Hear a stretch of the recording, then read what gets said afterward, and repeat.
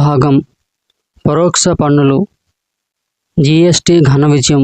GST వాణిజ్యం, పరిశ్రమలకు సమ్మతి భారం, లాజిస్టిక్స్ ఖర్చును తగ్గించిందని, అదే సమయంలో సామాన్యుడిపై పన్ను భారాన్ని తగ్గించిందని అన్నారు.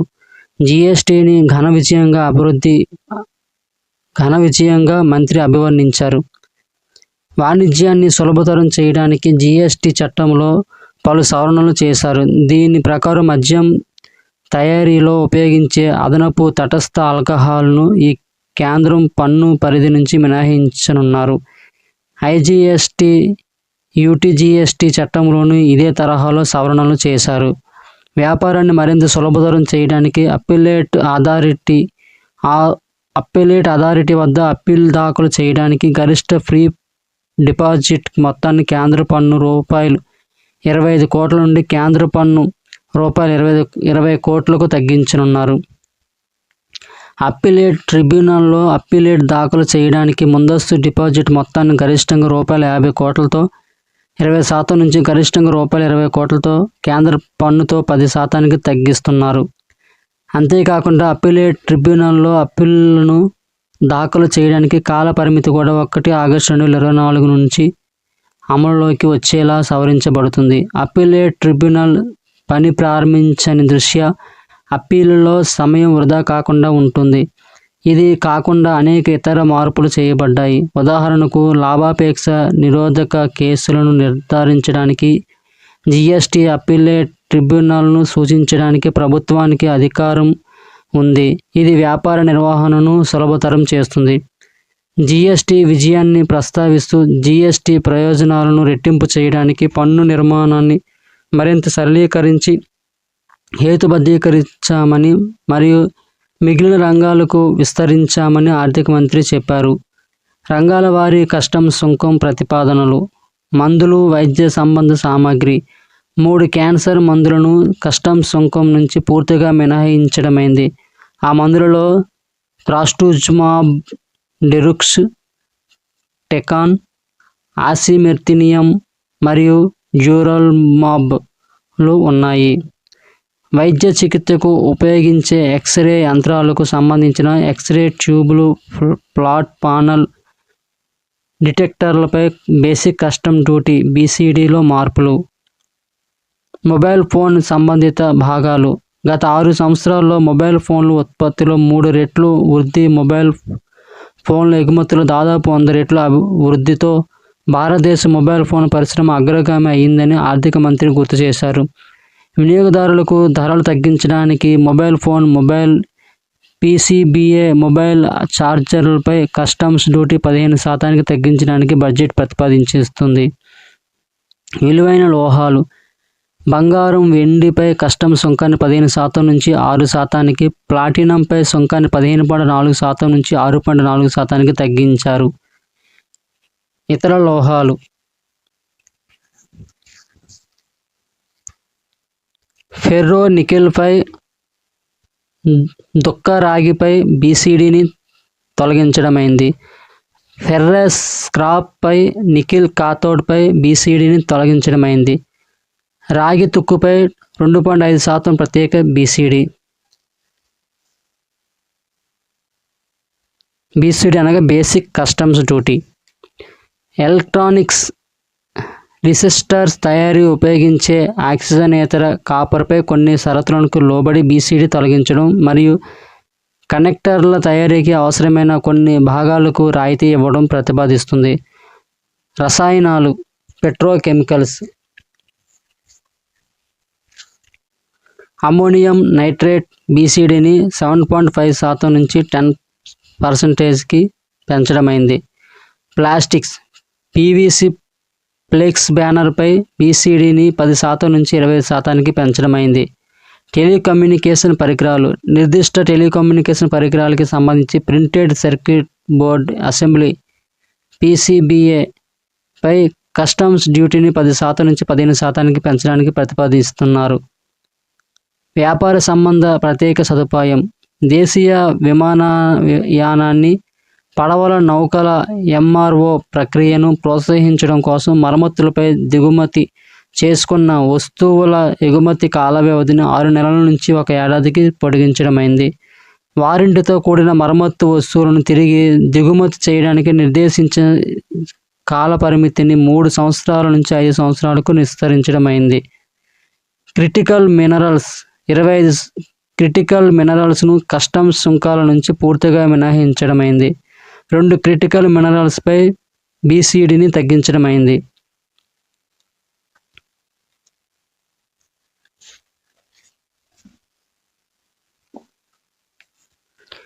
సోలార్ ఎనర్జీ ప్యానెల్ తయారీలో ఉపయోగించే క్యాపిటల్ గూడ్స్పై కస్టమ్స్ సుంకాన్ని మినహాయించడమైంది. సముద్ర సంబంధ ఉత్పాదనలు దేశం నుండి సీఫుడ్ ఎగుమతులు పోటీని పెంచడానికి కొన్ని రకాలైన బ్రూడ్ స్టాక్, పాలికిట్ వార్మ్స్, చిన్న రొయ్యలు మరియు చేపల మేతపై బీసీడీని 5% తగ్గించడమైంది. చిన్న రొయ్యలు, చేపల మేత తయారీకి ఉపయోగించే వివిధ ఇన్పుట్స్ను కస్టమ్స్ సుంకం నుంచి మినహాయించడమైంది. తోలు జౌలి సరుకు తోలు టెక్స్టైల్ రంగంలో ఎగుమతుల పోటీతత్వాన్ని పెంపొందించడానికి వివిధ తోలు ముడి పదార్థాలపై కూడా ఇదే విధమైన తగ్గింపు మినహాయింపును ప్రకటించారు. ఇంకా ముడి చర్మాలు తోలుపై ఎగుమతి సుంకం విధింపు విధానాన్ని సరళీకరించాలని హేతుబద్ధీకరించాలని ప్రతిపాదించారు. ఆడబాతు నుంచి తీసే ఫిల్లింగ్ మెటీరియల్ పైన బీసీడీని తగ్గించడమైంది. స్పాండెక్స్ యార్న్ తయారీకి ఉపయోగించే మిథిలిన్ డైఫినైల్ డైసోసైనేట్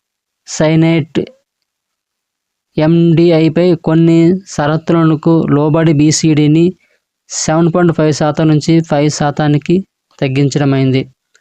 ప్రత్యక్ష పన్నులను సులభతరం చేయడం, పన్ను చెల్లింపుదారులకు సంబంధించిన సేవలను మెరుగుపరచడం, పన్నులను ఖచ్చితంగా చెల్లించేందుకు మార్గాన్ని సుగమనం చేయడం, దావాల దాఖలను అవకాశాలను తగ్గించడం దిశలో ప్రయత్నాలను కొనసాగించడం జరుగుతుంది.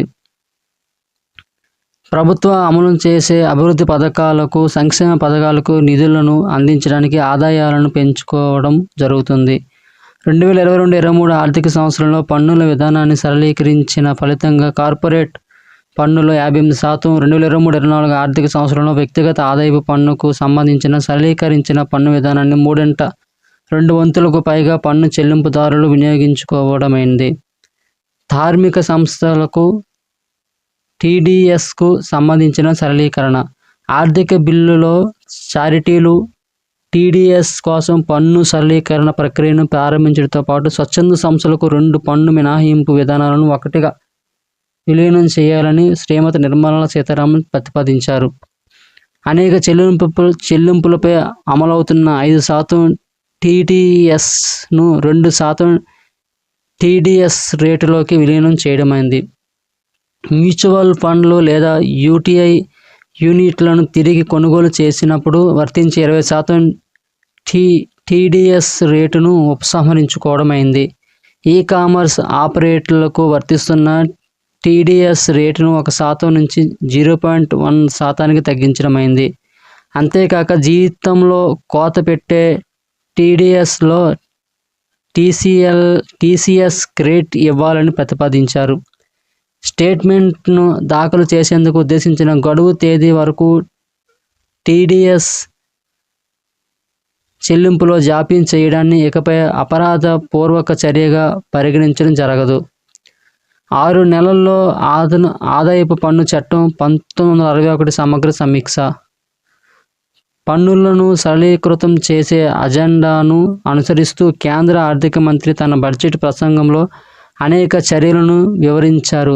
ఆదాయపు పన్ను చట్టం 1961 సంక్షిప్తంగా స్పష్టంగా ఉండేలా 6 నెలల్లో సమగ్ర సమీక్షను ప్రకటిస్తూ వివాదాలు, వ్యాజ్యాలను తగ్గించే పన్ను చెల్లింపుదారులకు ఇది పన్ను ఖచ్చితత్వాన్ని అందిస్తుంది అని నిర్మలా సీతారామన్ అన్నారు. పునర్నిర్ధారణ ప్రక్రియ సరళీకరణ. పన్ను అనిశ్చితి వివాదాలను తగ్గించడానికి పునఃపరిశీలన చేసేలా సమగ్ర సరళీకరణ ప్రతిపాదించారు.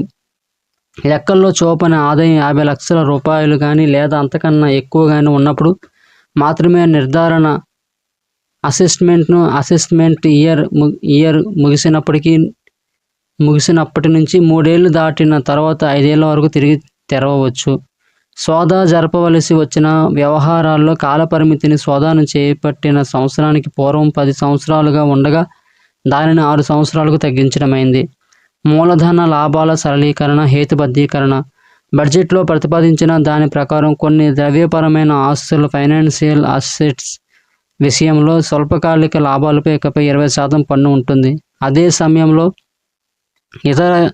ఇతర అన్ని ద్రవ్యపరమైన ఆస్తులు, ద్రవ్యేతర ఆస్తులకు ఇప్పటి వరకు ఉన్న పన్ను రేటే వర్తిస్తుంది.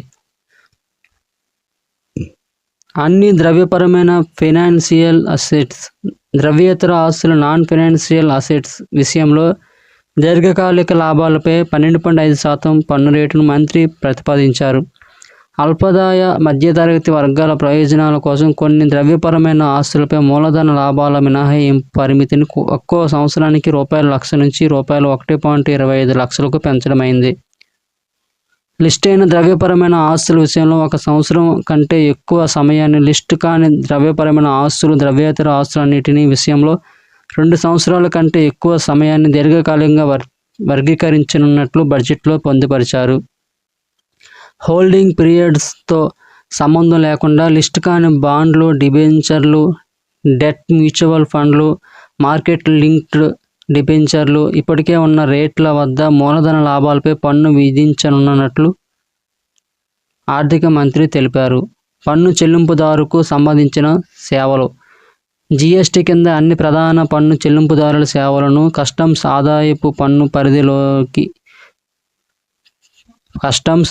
పన్ను పరిధిలోని చాలా సేవలను డిజిటలైజేషన్ చేసే విషయాన్ని ప్రస్తావిస్తూ అప్పిలేట్ ఆర్డర్లను సరిదిద్దడం, ఆర్డర్ ఇవ్వడంతో సహా మిగిలిన అన్ని సేవలను కూడా డిజిటలైజ్ చేస్తామని, వచ్చే 2 ఏళ్లలో ఇది కాగిత రహితం అవుతుందని ఆమె తన బడ్జెట్లో వెల్లడించారు. దావా అప్పీళ్లు. వివిధ అప్పిలేట్ ఫారంలో కనిపించే మంచి ఫలితాలను గుర్తించిన కేంద్ర ఆర్థిక మంత్రి వాజ్యం అప్పీళ్లపై ప్రభుత్వం అధికంగా దృష్టి సారించడం కొనసాగిస్తుందని స్పష్టం చేశారు. ఈ లక్ష్యాన్ని కొనసాగిస్తూ అప్పీల్లో పెండింగ్లో ఉన్న కొన్ని ఆదాయపు పన్ను వివాదాల పరిష్కారం కోసం వివాద్ సే విశ్వాస్ పథకం 2024 బడ్జెట్ ప్రసంగంలో ప్రకటించారు. అంతేకాకుండా పన్ను ట్రిబ్యునల్స్, హైకోర్టులు, సుప్రీంకోర్టులలో ప్రత్యేక పన్నులు, ఎక్సైజ్, సేవా పన్నులకు సంబంధించిన అప్పీళ్లను దాఖలు చేయడానికి ద్రవ్య పరపతిని వరుసగా ₹60 లక్షలు, ₹2 కోట్లు, ₹5 కోట్లకు పెంచాలని ప్రతిపాదించారు. వాజ్యాన్ని తగ్గించడంపై దృష్టి సారించడం, అంతర్జాతీయ పన్నుల విషయంలో ఖచ్చితత్వాన్ని నిర్ధారించడం, బదిలీ ధరల అంచనా విధానాన్ని క్రమబద్ధీకరించడంతో పాటు పన్ను చెల్లింపుదారుల చెల్లింపులపై ఉన్న నియమాల పరిధిని విస్తరించడం జరుగుతుందని ఆర్థిక మంత్రి చెప్పారు. దావాలు వేయడాన్ని తగ్గించడానికి, అంతర్జాతీయ పన్నుల విధానంలో నమ్మకం కలిగించడానికి సేఫ్ హార్బర్ సంబంధ విషయాలను విస్తరించడమైంది. ఉపాధి కల్పన, పెట్టుబడి. కేంద్ర ఆర్థిక కార్పొరేట్ వ్యవహారాల మంత్రి శ్రీమతి నిర్మలా సీతారామన్ 2024-25 కేంద్ర బడ్జెట్లో అన్ని వర్గాల పెట్టుబడిదారులకు ఏంజల్ ట్యాక్స్ను రద్దు చేయాలని ప్రతిపాదించారు. భారత స్టార్టప్ ఎకోసిస్టమ్ను బలోపేతం చేయడం, ఔత్సాహిక పారిశ్రామికవేత్తల స్ఫూర్తిని పెంపొందించడం, ఇన్నోవేషన్కు మద్దతు ఇవ్వడం లక్ష్యంగా ఈ చర్య తీసుకున్నట్లు ఆమె తెలిపారు. దేశీయ విహారాల కార్యకలాపాలను నిర్వహిస్తున్న విదేశీ నౌకాయాన వ్యాపారాల సంస్థలకు సులభతర పన్ను విధానాన్ని ప్రవేశపెట్టడమైంది. భారతదేశంలో సముద్రయాత్ర ప్రధానమైన పర్యాటక రంగాన్ని ప్రోత్సహించడమే ఈ నిర్ణయంలోని ప్రధాన ఉద్దేశం. పెద్ద సంఖ్యలో నైపుణ్యం కలిగిన కార్మికులకు ఉపాధి కల్పించే డైమండ్ కటింగ్, పాలిషింగ్ పరిశ్రమ అభివృద్ధిని ప్రోత్సహించడానికి ముడి వజ్రాలను విక్రయించే విదేశీ మైనింగ్ కంపెనీలకు సేఫ్ హార్బర్ రేట్లను అందించడానికి ఆర్థిక మంత్రి ప్రతిపాదించారు. విదేశీ ప్రత్యక్ష పెట్టుబడులను సులభతరం చేయడానికి, ప్రాధాన్యతను పెంపొందించడానికి, విదేశీ పెట్టుబడులకు భారతీయ రూపాయిని కరెన్సీగా ఉపయోగించే అవకాశాలను ప్రోత్సహించడానికి, విదేశీ ప్రత్యక్ష పెట్టుబడుల నియమ నిబంధనలను సరళతరం చేస్తామని ఆర్థిక మంత్రి ప్రకటించారు. దేశంలో దేశీయ క్రూయిజ్లను నిర్వహిస్తున్న విదేశీ షిప్పింగ్ కంపెనీలకు సరళమైన పన్ను విధానాన్ని నిర్మలా సీతారామన్ ప్రతిపాదించారు. క్రూయిజ్ టూరిజం అద్భుతమైన సామర్థ్యాన్ని గ్రహించడానికి, దేశంలో ఉపాధిని సృష్టించే ఈ పరిశ్రమకు ఊతమివ్వడానికి ఇది సహాయపడుతుంది. భారతదేశ అభివృద్ధి అవసరాల కోసం విదేశీ మూలధనాన్ని ఆకర్షించడానికి విదేశీ కంపెనీలపై కార్పొరేట్ పన్ను రేటును 40% నుంచి 35% తగ్గించడమైంది. ఆర్థిక రంగ విజన్ అండ్ స్ట్రాటజీ పత్రం విడుదల. ఆర్థిక వ్యవస్థ ఫైనాన్సింగ్ అవసరాలను తీర్చడానికి పరిమాణం, సామర్థ్యం, నైపుణ్యాల పరంగా ఈ రంగాన్ని సిద్ధం చేయడానికి ఆర్థిక రంగ విజన్ స్ట్రాటజీ డాక్యుమెంట్ను తీసుకురానున్నట్లు శ్రీమతి సీతారామన్ ప్రకటించారు. ఇది రాబోయే 5 ఏళ్లకు ఎజెండాను నిర్ణయిస్తుందని, ప్రభుత్వ, రెగ్యులేటర్లు, ఆర్థిక సంస్థలు, మార్కెట్ భాగస్వాముల పనితీరుకు మార్గనిర్దేశం చేస్తుందని ఆమె అన్నారు.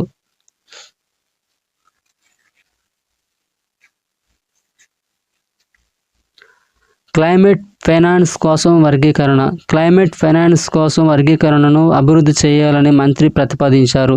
ఇది వాతావరణ అనుసరణ ఉపశమనానికి మూలధన లభ్యతను పెంచుతుందని భావిస్తున్నారు. ఇది భారతదేశ వాతావరణ కట్టుబాట్ల హరిత మార్పును సాధించడంలో సహాయపడుతుంది. విమానాలు, నౌకలను లీజుకు ఇవ్వడానికి సమర్థవంతమైన, సౌకర్యవంతమైన విధానాన్ని అందించడానికి వేరియబుల్ కంపెనీ స్ట్రక్చర్ ద్వారా ప్రైవేట్ ఈక్విటీ నిధులను సమీకరించడానికి అవసరమైన చట్టపరమైన అనుమతిని తమ ప్రభుత్వం కోరుతుందని నిర్మలా సీతారామన్ తెలిపారు. పన్నుల సంబంధ పునాదిని విస్తరించడం. ట్యాక్స్ బేస్ని మరింత లోతుగా మార్పులు చేస్తూ 2 కీలక చర్యలను ప్రకటించారు.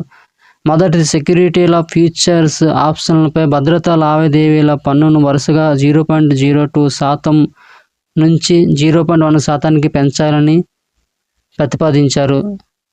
రెండవది, షేర్లను తిరిగి కొనుగోలు, షేర్లు బైబ్యాక్పై వచ్చే ఆదాయంపై పన్ను విధించడాన్ని ఈక్విటీ కొలమానంగా ప్రతిపాదించామని మంత్రి తెలిపారు. సామాజిక భద్రత సంబంధ ప్రయోజనాలు. ఎన్పిఎస్కు సంబంధించిన యాజమాన్యాలు పెట్టే ఖర్చులో తగ్గింపు, ఉద్యోగి జీతంలో 10% కోతను 14% పెంచడం జరుగుతుంది. 20 లక్షల రూపాయల వరకు విలువైన విదేశీ చరాస్తులను గుర్తించి వివరాలను వెల్లడించకపోవడాన్ని అపరాధంగా పరిగణించడం జరగదు. ఆర్థిక బిల్లులో మరో ప్రధాన ప్రతిపాదన, ఉపసంహరించిన 2%కి తత్సమానమైన విధంగా భర్తీ చేయడం జరుగుతుంది. కొత్త పన్ను విధానం. ఆదాయపు పన్ను ప్రమాణానికి తగ్గింపు ₹50,000 నుంచి ₹75,000కు పెంచాలని ఆర్థిక మంత్రి ప్రతిపాదించారు. కొత్త పన్ను విధానంలో పింఛనుదారులకు ఫ్యామిలీ పింఛన్ తగ్గింపు ₹15,000 నుంచి ₹25,000కు పెంచాలని ప్రతిపాదించారు. దీనితో పాటు దాదాపు 4 కోట్ల మంది వేతన జీవులు పింఛనుదారులకు ఉపశమనం లభించనుంది. కొత్త పన్ను విధానంలో పన్ను రేట్లు ఈ కింది విధంగా ఉండాలని ప్రతిపాదించారు. ఈ మార్పుల ఫలితంగా కొత్త పన్ను విధానంలో వేతన ఉద్యోగికి సంవత్సరానికి ₹17,500 వరకు ఆదాయపు పన్ను ఆదా అవుతుంది. ఈ ప్రతిపాదనల అంతరార్థాన్ని వివరిస్తూ శ్రీమతి సీతారామన్ ₹29,000 కోట్ల ప్రత్యక్ష పన్నులు, ₹8,000 కోట్ల పరోక్ష పన్నులు కలిపి దాదాపు ₹37,000 కోట్ల ఆదాయం వదులుకోవలసి వస్తుందని, దాదాపు ₹30,000 కోట్ల ఆదాయం అదనంగా సమీకరిస్తామని పేర్కొన్నారు. ఈ విధంగా మొత్తం ఆదాయం సంవత్సరానికి ₹7,000 కోట్లు వదులుకోవలసి ఉంటుందని ఆమె వివరించారు. రంగాల వారీగా కేటాయింపులు. వికసిత భారత్ను దృష్టిలో ఉంచుకొని ప్రవేశపెట్టిన 2024-25 బడ్జెట్లో కేంద్రం ఏ రంగానికి ఎంత కేటాయించిందంటే, రక్షణ రంగం డిఫెన్స్ ₹4,50,6 లక్షల కోట్లు, గ్రామీణ అభివృద్ధి రూరల్ డెవలప్మెంట్ ₹2,65,808 కోట్లు, వ్యవసాయం అనుబంధ రంగాలు ₹1,51,850 కోట్లు, హోం వ్యవహారాలు ₹1,50,983 కోట్లు, విద్య ₹1,25,638 కోట్లు, ఐటీ టెలికాం ₹1,16,342 కోట్లు, ఆరోగ్యం ₹89,287 కోట్లు, ఎనర్జీ ₹68,769 కోట్లు, సాంఘిక సంక్షేమం ₹56,501 కోట్లు, వాణిజ్యం పరిశ్రమల రంగం ₹47,559 కోట్లు. కొత్త పన్ను విధానంలో పన్ను ఉపశమనాలు. పన్ను స్లాబ్లు 0 నుండి 3 లక్షల రూపాయల వరకు పన్ను లేదు.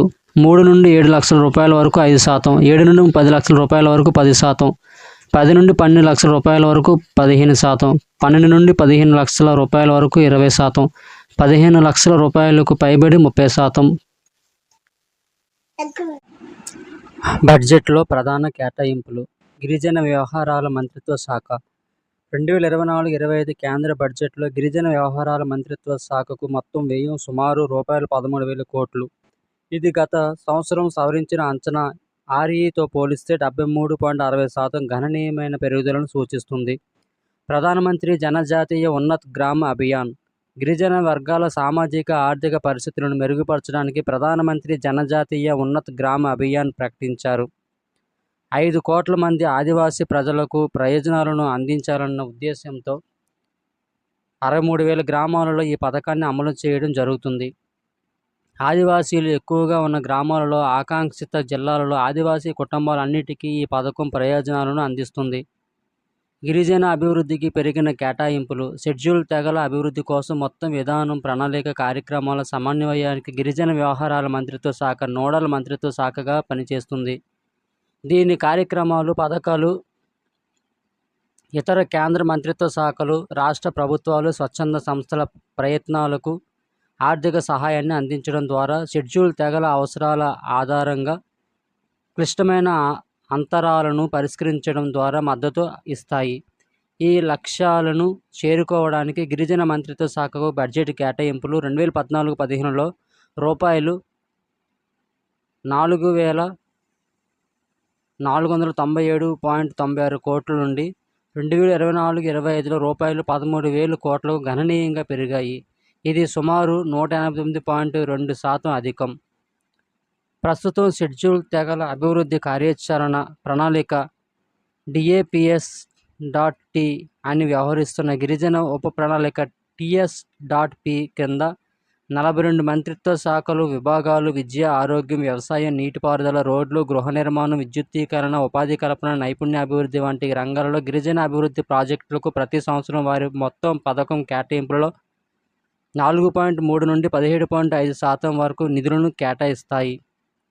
2013-14లో రూపాయలు 21,525.36 కోట్లు వాస్తవ వ్యయం ఉన్న DAPS.T నిధుల కేటాయింపులు 2024-25 నాటికి రూపాయలు 1,24,908 కోట్లకు పెరిగాయి. ఆరోగ్య, కుటుంబ సంక్షేమ మంత్రిత్వ శాఖ పార్లమెంట్లో 2024-25 కేంద్ర బడ్జెట్ సందర్భంగా 3 ముఖ్యమైన క్యాన్సర్ ఔషధాలు ట్రాస్టూజుమాబ్, డెరుక్స్టకాన్, ఓసిమెర్జినిబ్, డుర్వాల్యుమాబ్ లకు కస్టమ్స్ సుంకం నుంచి మినహాయింపు ఇస్తున్నట్లు కేంద్ర ఆర్థిక మంత్రి శ్రీమతి నిర్మలా సీతారామన్ ప్రకటించారు. దేశంలో 27 లక్షల మంది క్యాన్సర్ రోగులను దృష్టిలో ఉంచుకొని ఆరోగ్య, కుటుంబ సంక్షేమ మంత్రిత్వ శాఖ ఈ అభ్యర్థనను ఆర్థిక మంత్రిత్వ శాఖకు పంపింది. తక్కువ ధరల్లో ఈ ఔషధాల లభ్యతను మెరుగుపరిచేందుకు ఆర్థిక మంత్రిత్వ శాఖ వాటిని కస్టమ్స్ సుంకం నుంచి మినహాయించింది. ట్రాస్టూజుమాబ్, డెరుక్టకాన్, ఓసిమెర్టినిబ్, డార్వల్యుమాబ్ అనే 3 క్యాన్సర్ ఔషధాలను వివిధ రకాలకు ఉపయోగిస్తారు. 1. Trastuzumab, deruxtecan breast cancer. 2. Osimertinib ఊపిరితిత్తుల క్యాన్సర్. 3. డుర్వాల్యుమాబ్ ఊపిరితిత్తుల క్యాన్సర్, పిత్తాశయ క్యాన్సర్. ఎక్స్రే ట్యూబ్లు, ప్లాట్ ప్యానెల్ డిటెక్టర్లపై కస్టమ్స్ సుంకాల రేట్లను కూడా కేంద్ర ఆర్థిక మంత్రి సవరించారు. తక్కువ ఖర్చుతో ఈ భాగాల లభ్యతను పెంచడం ద్వారా ఎక్స్రే యంత్ర పరిశ్రమను ఈ సవరించిన రేట్లు సానుకూలంగా ప్రభావితం చేస్తాయని భావిస్తున్నారు. ఈ మార్పు దేశీయ వైద్య పరికర రంగాన్ని ప్రోత్సహిస్తుందని, తక్కువ ఖర్చుతో విడిభాగాల లభ్యతకు దోహదం చేస్తుందని, ఆరోగ్య సంరక్షణ ఖర్చులను తగ్గిస్తుందని, అధునాతన వైద్య చిత్రీకరణ తక్కువ ధరలో మరింత అందుబాటులోకి వస్తుందని భావిస్తున్నారు. నేషనల్ హెల్త్ మిషన్ NHM కింద 2024-25 ఆర్థిక సంవత్సరానికి బడ్జెట్ వ్యయం కూడా దాదాపు రూపాయలు 4,000 కోట్లు పెరిగింది. అది రూపాయలు 31,550 కోట్ల నుంచి రూపాయలు 36,000 కోట్లకు చేరింది. ఎన్హెచ్ఎం అనేది కేంద్ర ప్రాయోజిత పథకం. ఇది ప్రధానంగా దేశంలో ప్రాథమిక, ద్వితీయ ఆరోగ్య రక్షణ సేవలను అందిస్తుంది. ఆరోగ్యానికి సంబంధించి వ్యాధి నిరోధక నిర్మూలక అంశాల అమలుతో ప్రజల వ్యయాన్ని విస్తృతంగా తగ్గించడం కోసం ప్రాథమిక, ద్వితీయ ప్రజా ఆరోగ్య సంరక్షణ సదుపాయాల్లో పెట్టుబడులపై ప్రభుత్వం దృష్టి సారించింది. వ్యవసాయం, అనుబంధ రంగాలకు రూపాయలు 1.52 లక్షల కోట్లు. వ్యవసాయ రంగంలో డిజిటల్ ప్రజా మౌలిక సదుపాయాలు పైలట్ ప్రాజెక్టు విజయంపై ప్రేరణ పొందిన కేంద్ర ప్రభుత్వం రాష్ట్రాలలో భాగస్వామ్యంగా 3 సంవత్సరాల వ్యవధిలో రైతులు వారి భూ కమతాల కోసం వ్యవసాయ రంగంలో డిజిటల్ ప్రజా మౌలిక సదుపాయాలను డిపిఐ అమలు చేయనుంది. ఈ సంవత్సరంలో డిపిఐ ఉపయోగించి ఖరీఫ్ క్షేత్ర పరిశీలన 400 జిల్లాల్లో చేపట్టబడుతుంది. 6 కోట్ల రైతుల మరియు వారి భూముల వివరాలను రైతు మరియు భూమి రిజిస్టర్లకు తీసుకురానున్నట్లు చెప్పారు. జన్ సమర్థ్ ఆధారిత కిసాన్ క్రెడిట్ కార్డులను 5 రాష్ట్రాల్లో అందుబాటులోకి తీసుకురానున్నారు. పప్పుధాన్యాల నూనె గింజల మిషన్లు పప్పుధాన్యాల నూనె గింజలలో స్వయం సమృద్ధి సాధించడానికి ప్రభుత్వం నాటి ఉత్పత్తి, నిల్వ మరియు మార్కెటింగ్ను బలోపేతం చేయనుంది. కాయగూరల ఉత్పత్తి, సరఫరా చైన్లు కూరగాయల సాగుకు ప్రధాన వినియోగ కేంద్రాలకు సమీపంలో భారీ స్థాయిలో క్లస్టర్లు అభివృద్ధి చేస్తామని చెప్పారు. సేకరణ, నిల్వ మరియు మార్కెటింగ్తో సహా కూరగాయల సరఫరా గొలుసుల కోసం రైతు ఉత్పాదక సంస్థలు, సహకార సంస్థలు మరియు స్టార్టప్లను ప్రభుత్వం ప్రోత్సహిస్తుందని ఆమె చెప్పారు. రొయ్యల సాగు, ఎగుమతి రొయ్యల సాగు కోసం న్యూక్లియస్ పెంపక కేంద్రాల నెట్వర్క్ను ఏర్పాటు చేసేందుకు నాబార్డ్ ద్వారా రొయ్యల సాగు, ప్రాసెసింగ్, ఎగుమతికి ఆర్థిక మద్దతును కేంద్ర ప్రభుత్వం అందిస్తుంది.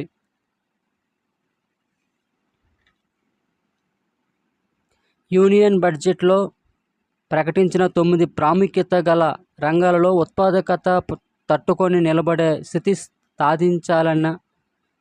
స్థితి సాధించాల్సిన వ్యవసాయ రంగం మొదటిది. కేంద్ర బడ్జెట్ 2024-25లో వ్యవసాయ మరియు అనుబంధ రంగాలకి రూపాయలు 1.52 లక్షల కోట్ల కేటాయింపులు జరిగాయి. ప్రభుత్వం అన్ని ప్రధాన పంటలకు నెల రోజుల క్రితం అధిక కనీస మద్దతు ధరలను ప్రకటించిందని, వ్యయాలపై కనీసం 50% మార్జిన్ అదనంగా ఇస్తామన్న వాగ్దానం నెరవేర్చిందని ఆర్థిక మంత్రి తెలిపారు. ప్రధానమంత్రి గరీబ్ కళ్యాణ్ అన్న యోజనను 5 సంవత్సరాలకు పొడిగించబడింది. ఇది 80 కోట్ల మందికి లాభం చేకూరుస్తుంది. వ్యవసాయ పరిశోధన రూపాంతరం ఉత్పాదకతను పెంచడానికి, వాతావరణాన్ని తట్టుకునే రకాల పంటలను అభివృద్ధి చేయడానికి ప్రభుత్వం వ్యవసాయ పరిశోధన వ్యవస్థపై సమగ్ర సమీక్షను చేపడుతుందని ఆర్థిక మంత్రి చెప్పారు. రైతుల సాగు కోసం 109 కొత్త అధిక దిగుబడి పంట రకాలు, 32 కొత్త వాతావరణ అనుకూల వంగడాలను విడుదల చేస్తున్నట్లు ప్రకటించారు. ప్రకృతి వ్యవసాయం వచ్చే 2 ఏళ్లలో దేశవ్యాప్తంగా 1 కోటి మంది రైతులకు ప్రకృతి సేద్యం కోసం సహాయం అందిస్తామని, ఇందులో ధృవీకరణ, బ్రాండింగ్ మెకానిజం కూడా ఉంటుందని ఆర్థిక మంత్రి ప్రకటించారు. ఇందుకోసం 10,000 బయో ఇన్పుట్ రీసోర్స్ సెంటర్లను ఏర్పాటు చేయనున్నారు.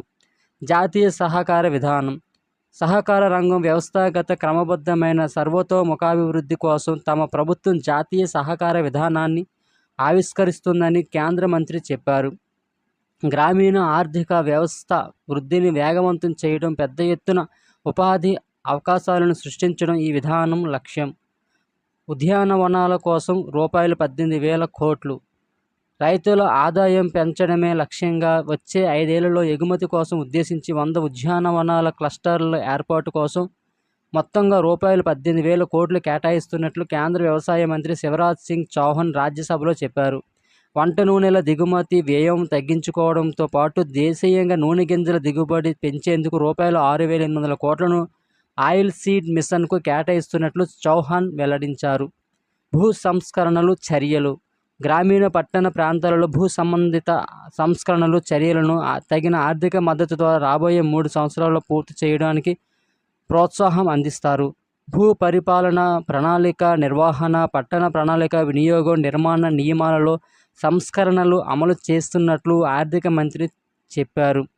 గ్రామీణ భూ సంబంధిత చర్యలలో అన్ని భూములకు unique land parcel identification number ULPIN లేదా భూ ఆధార్ కేటాయింపు ఉంటుందన్నారు. స్థిరాస్తుల పరిమితులను సూచించే మ్యాప్ల డిజిటలైజేషన్ ప్రస్తుత యాజమాన్యం ప్రకారం మ్యాప్ సబ్ డివిజన్ల సర్వే, ల్యాండ్ రిజిస్ట్రీ ఏర్పాటు, రైతుల రిజిస్ట్రీకి అనుసంధానం చేయడం వంటివి ఈ సంస్కరణలో ఉంటాయి. ఈ చర్యలు క్రెడిట్ ఫ్లో, ఇతర వ్యవసాయ సేవలను కూడా సులభతరం చేస్తాయి. పట్టణ భూ సంబంధిత చర్యలకు సంబంధించి పట్టణ ప్రాంతాల్లోని భూ రికార్డులను GIS మ్యాపింగ్తో డిజిటలైజ్ చేస్తామని ఆర్థిక మంత్రి తెలిపారు. ఆస్తి రికార్డ్ నిర్వహణ, నవీకరణ, పన్ను నిర్వహణ కోసం IT ఆధారిత వ్యవస్థ ఏర్పాటు అవుతుందన్నారు. పట్టణ స్థానిక సంస్థల ఆర్థిక స్థితిని మెరుగుపరచడానికి కూడా ఇవి దోహదపడతాయి. భారతీయ రైల్వేకు రూపాయలు 2.62 లక్షల కోట్లు. కొత్త బడ్జెట్లో కేంద్రం భారతీయ రైల్వేకు రూపాయలు 2.62 లక్షల కోట్లు కేటాయించింది. మొత్తం కేటాయింపుల్లో రూపాయలు 1.8 లక్షల కోట్ల నిధులను రైల్వే భద్రతా వ్యవస్థల మెరుగు, రైల్వే మార్గాల్లో కవచ్ వ్యవస్థ ఇన్స్టలేషన్కు వినియోగించనున్నారు. ఆటోమేటిక్ ట్రైన్ ప్రొటెక్షన్ వ్యవస్థ కవచ్ ఇన్స్టలేషన్ తమ ప్రభుత్వం ప్రథమ ప్రాధాన్యతలో ఒకటిగా ఉంది. భూటాన్కు అత్యధికం, మాల్దీవులకు కోత.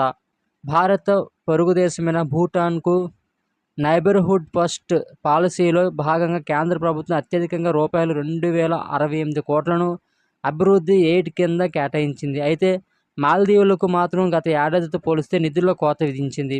మాల్దీవులకు గత ఏడాది 770 కోట్లు కేటాయించగా రూపాయలు ఈసారి బడ్జెట్లో 400 కోట్లు కేటాయించింది. గత ఏడాది నవంబర్లో మాల్దీవుల అధ్యక్షుడిగా చైనా అనుకూలులైన మొహమ్మద్ మొయిజ్ వచ్చాక భారత్లో ద్వైపాక్షిక సంబంధాలు దెబ్బతిన్న సంగతి తెలిసిందే. విదేశాంగ శాఖకు గత ఏడాది సవరించిన అంచనాల మేరకు రూపాయలు 29.121 కోట్లు కేటాయించగా 2024-25 బడ్జెట్లో రూపాయలు 22,154 కోట్లు కేటాయించారు. భూటాన్ తర్వాత నేపాల్కు అత్యధికంగా నిధులు రూపాయలు 700 కోట్లు కేటాయించారు. శ్రీలంకకు గత ఏడాది రూపాయలు 60 కోట్లు కేటాయించగా ఈసారి మాత్రం ₹1 కూడా కేటాయించకపోవడం గమనార్హం. కేంద్ర బడ్జెట్లో సాయం కింద ఆఫ్ఘనిస్తాన్కు రూపాయలు 200 కోట్లు, బంగ్లాదేశ్కు రూపాయలు 120 కోట్లు, మయన్మార్కు రూపాయలు 250 కోట్లు, మారిషస్కు రూపాయలు 370 కోట్లు, ఆఫ్రికా దేశాలకు రూపాయలు 200 కోట్లు కేటాయించారు. లాటిన్ అమెరికా, యూరేషియా దేశాలకు అభివృద్ధి సాయం కింద రూపాయలు 4,883 కోట్లు కేటాయించారు. ఆయిల్ కంపెనీలను నిరాశపరిచిన బడ్జెట్. ఆయిల్ కంపెనీలను బడ్జెట్ నిరాశపరిచింది. Indian oil, Bharat petroleum, Hindustan పెట్రోలియంకు 2023-24 ఆర్థిక సంవత్సరంలో వచ్చిన రికార్డు లాభాల దాదాపు రూపాయలు 81,000 కోట్లు కారణంగా గత ఆర్థిక సంవత్సరం ప్రకటించిన రూపాయలు 30,000 కోట్లు మూలధన మద్దతును ఆర్థిక మంత్రి రద్దు చేశారు. నిజానికి ఈ మద్దతును రూపాయలు 15,000 కోట్లకు తగ్గించాలని 2024 ఫిబ్రవరిలో ప్రవేశపెట్టిన మధ్యంతర బడ్జెట్లో ప్రతిపాదించిన నిర్మలా సీతారామన్ తాజా బడ్జెట్లో ఈ మద్దతును పూర్తిగా రద్దు చేయడం గమనార్హం. వ్యూహాత్మక నిల్వలకు రూపాయలు 5,000 కోట్లు. ఇక సరఫరాల్లో అంతరాయాలను నిరోధించడానికి కర్ణాటకలోని మంగళూరు, అలాగే ఆంధ్రప్రదేశ్లోని విశాఖపట్నంలో నిర్మించిన వ్యూహాత్మక భూగర్భ నిల్వల క్షేత్రాలను నింపడానికి వీలుగా ముడి చమురును కొనుగోలు చేయడానికి రూపాయలు 5,000 కోట్లను బడ్జెట్లో ప్రతిపాదించారు. డిజిన్వెస్ట్మెంట్ లక్ష్యం రూపాయలు 50,000 కోట్లు. ప్రభుత్వ సంస్థలలో వాటాల విక్రయం డిజిన్వెస్ట్మెంట్ ద్వారా ఈ ఆర్థిక సంవత్సరం 2024-25 రూపాయల 50,000 కోట్లు సమీకరించవచ్చునని తాజా బడ్జెట్ అంచనా వేసింది. మధ్యంతర బడ్జెట్లోనూ ఇదే స్థాయిలో ప్రభుత్వం అంచనాలు ప్రకటించింది. ఇక కేంద్ర ప్రభుత్వ కంపెనీల CPSEలు నుంచి రూపాయలు 56,260 కోట్లు డివిడెండ్ లభించవచ్చని భావిస్తుంది. మధ్యంతర బడ్జెట్లో వేసిన అంచనాలు రూపాయలు 48,000 కోట్ల కంటే అధికం కావడం గమనార్హం. మరోవైపు RBI, PSU బ్యాంకుల నుంచి ఈ ఏడాది రూపాయలు 2,32,874 కోట్ల డివిడెండ్ అందుకునే ఛాన్స్ ఉన్నట్లు బడ్జెట్ ఊహిస్తుంది. ఇందుకు ప్రధానంగా RBI నుంచి రూపాయలు 2.11 లక్షల కోట్ల అనూహ్య డివిడెండ్ లభించడం ప్రభావం చూపింది. మధ్యంతర బడ్జెట్ ఈ పద్దు కింద రూపాయలు 1.2 లక్షల కోట్లు మాత్రమే అంచనా వేసింది. కేంద్రానికి రూపాయలు 15,000 కోట్ల అదనపు ఆదాయం. బడ్జెట్లో వివిధ ఆస్తుల, సెక్యూరిటీలు, స్థిరాస్తులు, హోల్డింగ్ కాల వ్యవధి ఆధారంగా క్యాపిటల్ గెయిన్ ట్యాక్స్లను క్రమబద్ధీకరించారు. ఏడాదికి మించి లిస్టెడ్ ఫినాన్షియల్ ఆస్తుల హోల్డింగ్తో పాటు 2 ఏళ్లకు మించి ఆర్థికేతర ఆస్తులు, అన్లిస్టెడ్ ఆస్తుల హోల్డింగ్స్ దీర్ఘకాలిక క్యాపిటల్ గెయిన్ ట్యాక్స్ ఎల్టీసీజీ జాబితాలో చేరనున్నాయి. అన్లిస్టెడ్ బాండ్లు, డిబెంచర్లను మినహాయించి వీటికి సంబంధిత స్లాబులు వర్తిస్తాయి. వివిధ ఆస్తులపై దీర్ఘకాలిక లాభాల పన్ను సగటున 10% నుంచి 12.5% పెంచారు. ఇక స్వల్పకాలిక క్యాపిటల్ గెయిన్ ట్యాక్స్ను 15% నుంచి 20% పెంచారు. ఈక్విటీ ఆధారిత మ్యూచువల్ ఫండ్స్, బిజినెస్ ట్రస్ట్ యూనిట్లు వీటిలోకి వస్తాయి. అయితే ఆర్థికేతర ఆస్తులపై 20% నుంచి 12.5% తగ్గించారు. అయితే ఇండికేషన్స్ లబ్ధిని ఎత్తివేశారు. ఎల్టీసీజీ పన్ను మినహాయింపు పరిమితి ₹1,00,000 నుంచి ₹1.25 పెంచారు. కాగా మూలధన లాభాలపై పన్ను, క్యాపిటల్ గెయిన్ ట్యాక్స్ రేట్ల సవరణ కారణంగా ₹15,000 కోట్ల మేర అదనపు ఆదాయం సమకూరే వీలున్నట్లు రెవెన్యూ కార్యదర్శి సంజయ్ మల్హోత్రా అంచనా వేశారు. ప్రభుత్వ ఉద్యోగం శిక్షణకు ₹309.74 కోట్లు. కేంద్ర ప్రభుత్వం ఉద్యోగులకు వివిధ అంశాలపై శిక్షణ ఇచ్చేందుకు బడ్జెట్లో ₹309.74 కోట్లను కేటాయించారు. ఇందులో institute of secretariat training and management, Lal Bahadur Shastri national academy of administration ₹103.5 కోట్లు, వివిధ శిక్షణా స్కీములకు ₹120.56 కోట్లు, మిషన్ కర్మయోగికి ₹86.13 కోట్లు ఇచ్చారు. వీటితో ఉద్యోగులకు వివిధ నైపుణ్యాలపై రిఫ్రెషర్ కోర్సులు, మిడ్ కెరీర్ శిక్షణ ఇస్తారు. స్థిరాస్తి విలువ ₹50 లక్షలు దాటితే టీడీఎస్. ఇక నుంచి ₹50 లక్షలు దాటిన స్థిరాస్తి విలువను విక్రయిస్తే 1% టీడీఎస్ చెల్లించాల్సి ఉంటుందని ఆర్థిక మంత్రి నష్టం చేశారు. ఆదాయ పన్ను చట్టం సెక్షన్ 194 సెక్షన్ ప్రకారం స్థిరాస్తి విలువ ₹50 లక్షలు దాటితే 1% టీడీఎస్ వసూలు చేయాలి. స్థిరాస్తి విలువను ఒకరి కంటే ఎక్కువ మందికి అమ్మినా మొత్తం విలువను పరిగణలోకి తీసుకొని టీడీఎస్ను వసూలు చేస్తారని ఆమె స్పష్టం చేశారు. కానీ ఈ టీడీఎస్ నుంచి వ్యవసాయ భూములకు మినహాయింపు ఇచ్చారు. గ్రామీణ అభివృద్ధి. గత ఆర్థిక సంవత్సరం 2023-24లో గ్రామీణ అభివృద్ధికి మౌలిక సదుపాయాలతో సహా ₹2,38,204 కోట్లు కేటాయించగా సవరించిన అంచనా ₹2,38,984 కోట్లు. ఈసారి బడ్జెట్ 2024-25 దీన్ని ₹2,65,808 కోట్లకు పెంచుతున్నట్లు ఆర్థిక మంత్రి నిర్మలా సీతారామన్ ప్రకటించారు. మహాత్మా గాంధీ గ్రామీణ ఉపాధి హామీ పథకం 2024-25 కేటాయింపు ₹86,000 కోట్లు, 2023-24 కేటాయింపు ₹60,000 కోట్లు. గత ఏడాది బడ్జెట్లో నిధుల కోతకు గురైన మహాత్మా గాంధీ గ్రామీణ ఉపాధి హామీ పథకానికి ఎంజీఎన్ఆర్ఈజీఏ మళ్లీ కేటాయింపులు జోరందుకున్నాయి. 2024-25 బడ్జెట్లో కేటాయింపులు 40% మేర పెరగడం విశేషం. అయితే 2023-24 సవరించిన అంచనాల ₹86,000 కోట్లతో పోలిస్తే దాదాపు అదే స్థాయిలో ఉన్నాయి.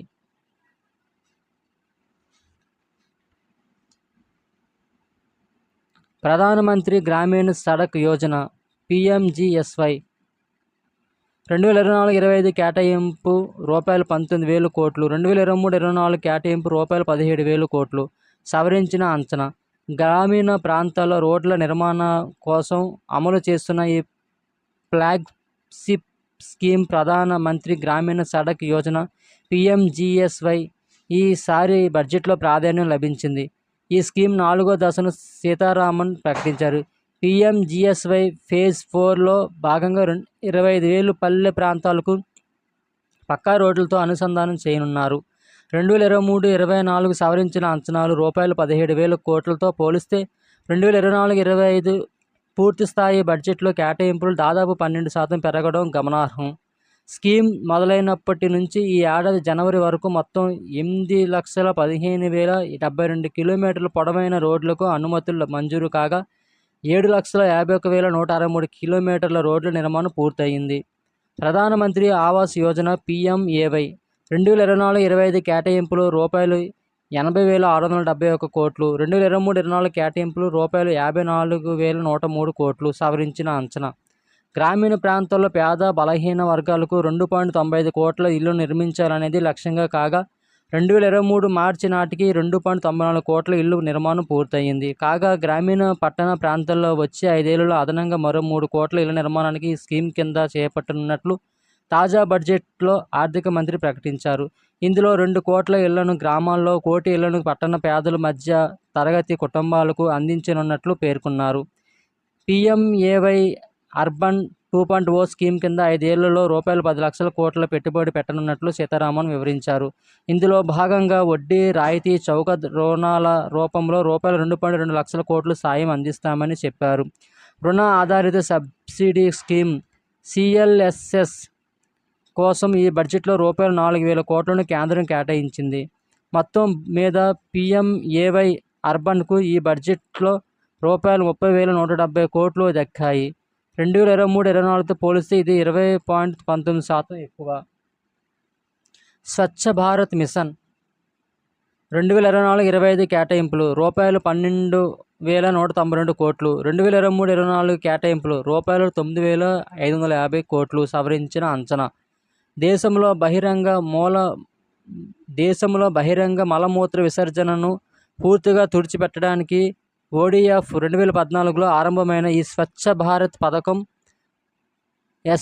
SBM కిందకి ఘన వ్యర్థాల చెత్త నిర్మూలన, జల వ్యర్థాల నిర్వహణను కూడా తీసుకువచ్చారు. ఈ మిషన్ కింద గ్రామీణ ప్రాంతాల్లో ODF స్టేటస్ను పూర్తిగా సాధించినట్లు కేంద్రం ప్రకటించింది. స్వచ్ఛ భారత్ అర్బన్ పథకానికి ఈ బడ్జెట్లో రూపాయలు 5,000 కోట్లు కేటాయించారు. 2023-24 బడ్జెట్ అంచనా రూపాయలు 5,000 కోట్లుతో పోలిస్తే అదే స్థాయిలో ఉన్నప్పటికీ సవరించిన అంచనా రూపాయలు 2,550 కోట్లుతో పోలిస్తే నిధులు రెట్టింపు అయ్యాయి. ఇక స్వచ్ఛ భారత్ గ్రామీణ స్కీమ్కు రూపాయలు 7,192 కోట్లు కేటాయించారు. సవరించిన అంచనా రూపాయలు 7,000 కోట్లతో పోలిస్తే స్వల్పంగా పెరిగింది. తాగునీరు జల్ జీవన్ మిషన్ 2024-25 కేటాయింపు రూపాయలు 69,927 కోట్లు, 2023-24 కేటాయింపు రూపాయలు 69,846 కోట్లు సవరించిన అంచనా. గ్రామీణ కుటుంబాలన్నిటికీ స్వచ్ఛమైన తాగునీటిని అందరికీ అందించేందుకు 2019-20లో జల్ జీవన్ మిషన్ ఫ్లాగ్షిప్ ప్రోగ్రామ్ను ప్రకటించారు. 2024 నాటికి దీన్ని సాధించాలనేది కేంద్రం లక్ష్యంగా కాగా దేశంలోని మొత్తం 19.26 కోట్ల గ్రామీణ కుటుంబాలు కానీ ఇప్పటి వరకు 14.22 కోట్ల కుటుంబాలకు తాగునీటి సదుపాయం, కుళాయి కనెక్షన్లు కల్పించినట్లు అంచనా. రాష్ట్రాలు స్టాంప్ డ్యూటీ తగ్గించాలి. మహిళలు కొనుగోలు చేసే ఆస్తులపై సుంకాన్ని మరింత తగ్గించే అంశంపై కేంద్రం దృష్టి సారిస్తున్నట్లు ఆర్థిక మంత్రి తెలిపారు. పట్టణాభివృద్ధి పథకాల్లో దీనినొక తప్పనిసరి అంశంగా చేయనున్నట్లు చెప్పారు. అధిక స్టాంప్ డ్యూటీ వసూలు చేసే రాష్ట్రాలు వాటిని తగ్గించే అంశాన్ని పరిశీలించాలని సూచించారు. ఆస్తుల కొనుగోలు లావాదేవీలపై రాష్ట్రాలు విధించే పన్నును స్టాంప్ డ్యూటీగా పేర్కొంటారు. ఆస్తుల రిజిస్ట్రేషన్ సమయంలో దీనిని చెల్లించడం జరుగుతుంది. రాష్ట్ర ప్రభుత్వాలకు ఇదొక ప్రధాన ఆదాయ వనరు. ఇలా ఉండగా పన్ను ప్రయోజనాల విషయంలో ఆధార్ నెంబర్కు బదులు ఆధార్ నమోదు ID వినియోగాన్ని నిలిపివేయాలని సీతారామన్ ప్రతిపాదించారు. రక్షణ రంగానికి రూపాయలు 6.22 లక్షల కోట్లు. 2024-25 ఆర్థిక సంవత్సరంలో రక్షణ రంగానికి రూపాయలు 6,21,940.85 కోట్లు కేటాయించింది. అత్యాధునిక డ్రోన్లు, యుద్ధ విమానాలు, నౌకలు, ఆయుధాలు, ఇతర సైనిక ఉపకరణాల కొనుగోలు కోసం ఏకంగా రూపాయలు 1,72,000 కోట్లను కేటాయించారు. తాజా కేంద్ర బడ్జెట్లో రక్షణ రంగ వాటా 12.9% పెరిగింది. గత ఆర్థిక సంవత్సరంతో పోలిస్తే ఈసారి రక్షణ రంగానికి కేటాయింపులు 4.59% పెంచారు. అందుకే స్థానిక ఉపకరణాల సేకరణ కోసం రూపాయలు 1,05,518.43 కోట్లను కేటాయించింది. అగ్నిపథ్ పథకం కోసం రూపాయలు 5,980 కోట్లు. గత బడ్జెట్తో పోలిస్తే ఈసారి సరిహద్దుల వెంట రహదారుల నిర్మాణానికి కేటాయింపులు 30% పెరగడం విశేషం. బీఆర్ఓకు కేటాయించిన రూపాయలు 6,500 కోట్ల నిధులతో సరిహద్దుల వెంట మౌలిక వసతుల కల్పన మెరుగుపడనుంది. రక్షణ రంగ పరిశ్రమల్లో అంకుర సంస్థలను ప్రోత్సహించే ఉద్దేశంతో ఐడెక్స్ పథకానికి రూపాయలు 518 కోట్లు కేటాయించారు.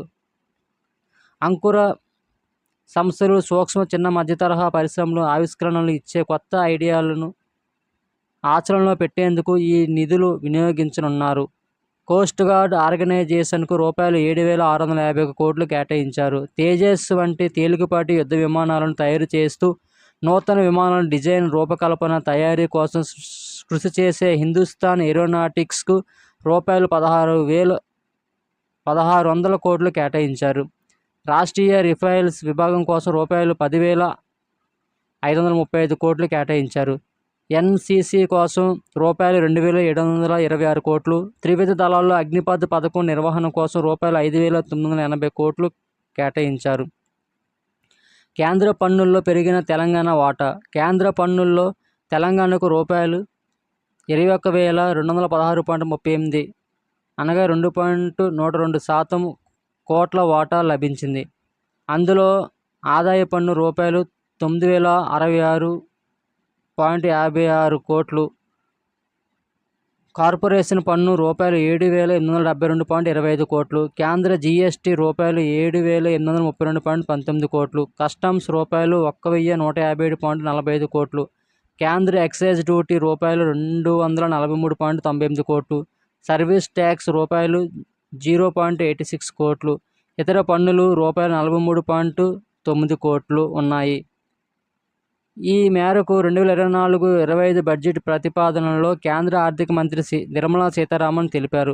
గతేడాది బడ్జెట్లో కేంద్ర పన్నుల రూపంలో తెలంగాణకు రూపాయలు 23,066.20 కోట్లు కేటాయించగా, దానితో పోలిసి ఈసారి బడ్జెట్లో పన్నుల వాటా 3,150.18 కోట్లు అధికం. రాష్ట్రంలోని కేంద్ర ప్రభుత్వ సంస్థలకు బడ్జెట్ కేటాయింపులు. ఈ ఏడాది బడ్జెట్లో హైదరాబాద్ ఐఐటి ఎక్స్టర్నల్లీ ఎయిడెడ్ ప్రాజెక్టులకి నిధుల కేటాయింపులో కోత విధించారు. గతేడాది రూపాయలు 300 కోట్లు బడ్జెట్లో కేటాయించి మొత్తం రూపాయలు 522.71 కోట్లు ఖర్చు చేయగా, ఈ ఏడాది ఐఐటి హైదరాబాద్ ఈఏపీలకు రూపాయలు 122 కోట్లు మాత్రమే కేటాయించారు. తెలంగాణలోని గిరిజన యూనివర్సిటీ కోసం ప్రత్యేకంగా కేటాయింపులు ఏవీ చేయలేదు. దేశంలోని అన్ని కేంద్రీయ విశ్వవిద్యాలయాలకు కలిపి కేటాయింపులు చేశారు. అయితే గతేడాది తెలంగాణ, ఏపీలోని గిరిజన విశ్వవిద్యాలయాలకు కలిపి రూపాయలు 37.67 కోట్లు కేంద్రం కేటాయించింది. హైదరాబాద్లోని national institute of rural development and Panchayati Raj కేటాయింపుల్లో కోత విధించారు. గతేడాది రూపాయలు 115 కోట్లు కేటాయించగా, తాజా బడ్జెట్లో కేవలం రూపాయలు 10.84 కోట్లే కేటాయించారు. సింగరేణి కాలరీస్కు రూపాయలు 1,600 కోట్లు, హైదరాబాద్లోని atomic minerals directorate of exploration and సర్వీసెస్కు రూపాయలు 352.81 కోట్లు, హైదరాబాద్ సహా దేశంలోని 7 నైపర్ సంస్థలకు కలిపి రూపాయలు 242 కోట్ల మేర కేంద్రం కేటాయించింది. హైదరాబాద్లోని ఇన్కాయిస్కు రూపాయలు 28 కోట్లు, హైదరాబాద్ సహా మరో 3 ప్రాంతాల్లో ఉన్న డైరెక్టరేట్ ఆఫ్ హిందీ సంస్థకు రూపాయలు 16.54 కోట్ల మేర కేటాయింపులు చేసింది. హైదరాబాద్ సహా 12 నగరాల్లో ఉన్న centre for development of advanced computing సిడాక్కు రూపాయలు 270 కోట్లు, నేషనల్ ఫిషరీస్ డెవలప్మెంట్ బోర్డుకు రూపాయలు 16.78 కోట్లు, స్వతంత్ర సమరయోధులకు పెన్షన్లు రూపాయలు 603.33 కోట్లు, హైదరాబాద్ జాతీయ పోలీస్ అకాడమీ సహా పోలీసు విద్యా శిక్షణ పరిశోధనలకు మొత్తం రూపాయలు 1,348.35 కోట్లు కేంద్ర బడ్జెట్లో కేటాయించారు. హైదరాబాద్లోని CDFD, national institute of animal biotechnology సహా దేశంలోని ఇతర స్వయం ప్రతిపత్తి సంస్థలకు కలిపి రూపాయలు 940.66 కోట్లు, మనుగూరు సహా కోటా రాజస్థాన్లోని బారా జల ప్లాంట్లకు రూపాయలు 1,485.21 కోట్ల మేర కేటాయించారు. ఆంధ్రప్రదేశ్ రాజధాని అభివృద్ధికి రూపాయలు 15,000 కోట్లు, ఆంధ్రప్రదేశ్ రాజధాని అమరావతి అభివృద్ధికి ప్రస్తుత బడ్జెట్లో రూపాయలు 15,000 కోట్లు ఆర్థిక సాయం చేయనున్నట్లు కేంద్ర ఆర్థిక శాఖ మంత్రి ప్రకటించారు. ఆ నిధులను బహుపాక్షిక అభివృద్ధి ఏజెన్సీల ద్వారా ఇస్తామని తెలిపారు. ఏపీ పునర్వ్యవస్థీకరణ చట్టంలోని హామీలను నెరవేర్చేందుకు మా ప్రభుత్వం అన్ని ప్రయత్నాలు చేసింది. రాష్ట్రానికి రాజధాని అవసరాన్ని గుర్తిస్తూ వివిధ అభివృద్ధి సంస్థల ద్వారా ప్రత్యేక ఆర్థిక సహాయాన్ని సమకూరుస్తాం. ప్రస్తుతం ఆర్థిక ఏడాదిలో రూపాయలు 15,000 కోట్లు రానున్న రోజుల్లో అదనపు మొత్తాలను అందజేస్తాం అని ఆమె తన బడ్జెట్ ప్రసంగంలో స్పష్టం చేశారు. ఆర్థిక బడ్జెట్లో భాగంగా ఆమె తన ప్రసంగంలో ఏపీ పునర్విభజన చట్టం అందుబాటులో పేర్కొన్న అంశాలను ప్రస్తావించారు. రాష్ట్ర ప్రజల జీవనాడి అయిన పోలవరం ప్రాజెక్టును పూర్తి చేయడానికి కేంద్రం కట్టుబడి ఉందని, అందుకోసం ఆర్థిక సాయం చేస్తామని తెలిపారు. భారత ఆహార భద్రతకు పోలవరం ప్రాజెక్టు ఎంతో కీలకమని చెప్పారు. రానున్న రోజుల్లో ఆ రాష్ట్ర అభివృద్ధికి అదనపు నిధులను ఇచ్చేందుకు సిద్ధంగా ఉన్నామని చెప్పారు. ఏపీతో పాటు బీహార్కు కూడా రూపాయలు 11,500 కోట్ల నిధులు కేటాయించామన్నారు. వారణాసిలోని విశ్వనాథుని ఆలయం తరహాలో బీహార్లోని బుద్ధగయలో ఒకటి ఏర్పాటు చేస్తామని తెలిపారు. బీహార్లో పారిశ్రామిక కారిడార్ అభివృద్ధికి కేంద్రం కట్టుబడి ఉందని అన్నారు.